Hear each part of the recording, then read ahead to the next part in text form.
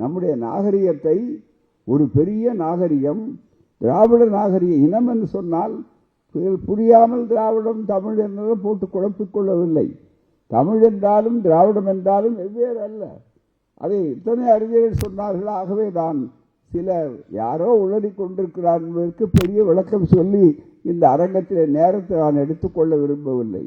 மாறாக இந்த உணர்வு என்ன, நம்முடைய நாகரிகம் என்ன, மொஹஞ்சதாரோ ஹாரப்பா நாகரிகம் என்ற ஒரு நாகரிகத்தை வழியே இருந்து வெள்ளைக்காரர்களாக வந்தவர்கள் மிக முக்கியமாக அவர் கண்டுபிடித்து, அதுவும் தொல்லியல் அறிஞராக இருந்த நேரத்தில் சர் ஜான் மார்ஷல் அவர்கள் அதை சுட்டிக்காட்டிய ஒரு நிலை இருந்தது.